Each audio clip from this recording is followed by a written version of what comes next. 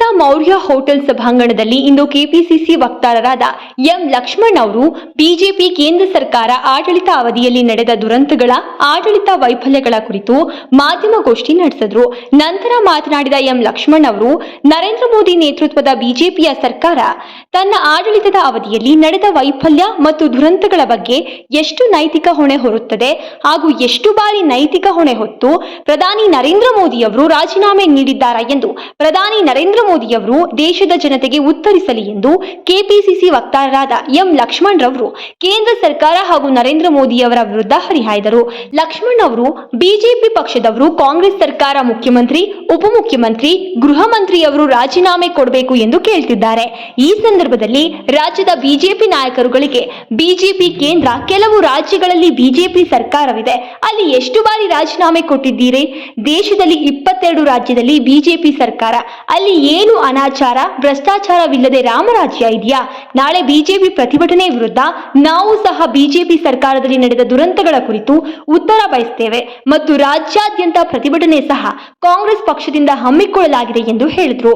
S Manohar ಅವರು ಮಾತನಾಡಿ, BJP ಪಕ್ಷ ಸುಳ್ಳು ಹೇಳುವ ಮತ್ತು ತನ್ನ ಪಕ್ಷದ ತಪ್ಪುಗಳನ್ನು ಮುಚ್ಚಿಕೊಳ್ಳಲು ಇನ್ನೊಬ್ಬರ ಮೇಲೆ ಆರೋಪ ಮಾಡಿ ಬಚಾವಾಗಲು ಪ್ರಯತ್ನ ಮಾಡ್ತಾ ಇದೆ. ಬಿಜೆಪಿ ಪಕ್ಷದ ಸುಳ್ಳಿನ ಮುಖವಾಡ ಬಯಲು ಮಾಡಲು ನಾಳೆ ಪ್ರತಿಭಟನೆ ಹಮ್ಮಿಕೊಳ್ಳಲಾಗಿದೆ ಎಂದು ಹೇಳಿದರು.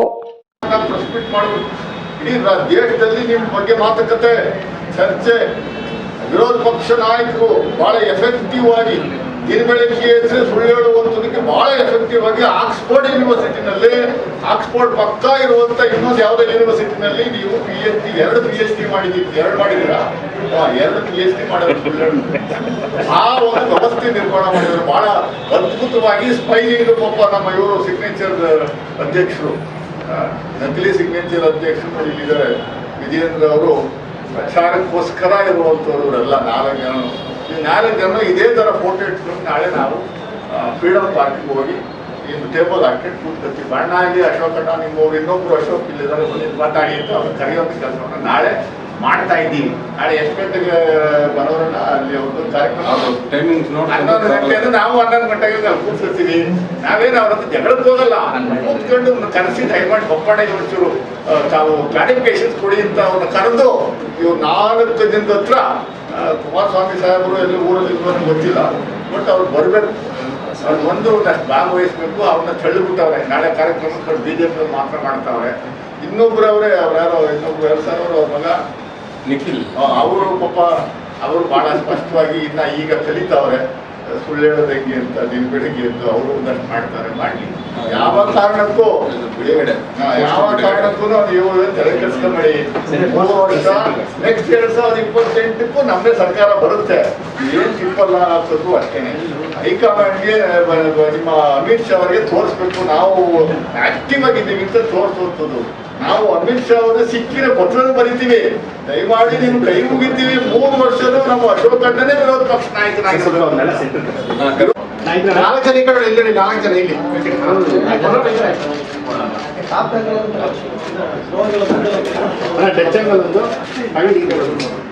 ಸರ್, ನೀವು ಬಂದ್ಬಿಡಿ ಈ ಕಡೆ.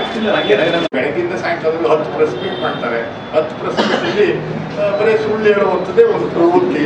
ಅವ್ರು ಈಗ ಇತ್ತೀಚಿನ ದಿನಗಳಲ್ಲಿ ಚಡ್ಡಿ ಹೊರಕ್ಕಿಂತ ಕರ್ಕೊಂಡ್ಬಂದವರನ್ನ ಅವರು ಒಂದಷ್ಟು ಓದಿಕೊಂಡು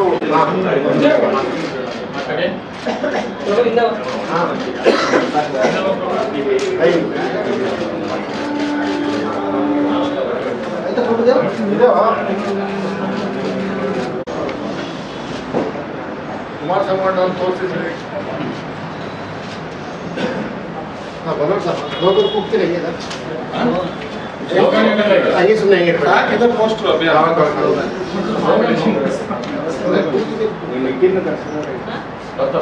ನಿಖಿಲ್ ಮಧ್ಯೆ ಸೇರ್ಕೊಂಡು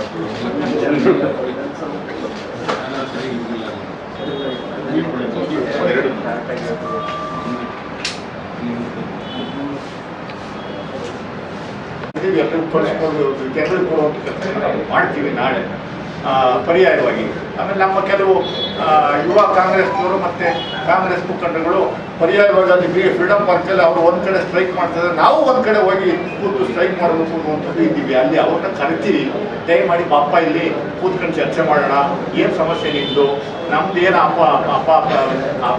ನಿಮ್ಮದು ನಮ್ಮ ಮೇಲೆ ಆರೋಪ ಏನು, ನೀವು ಏನೆಲ್ಲ ಮಾಡಿದಿರಿ, ಏನೆಲ್ಲ ದೇಶದಲ್ಲಿ ಯಾವ್ಯಾವ ಕಾನೂನು ಸುವ್ಯವಸ್ಥೆಗೆ ಏನೆಲ್ಲ ಸಹಾಯ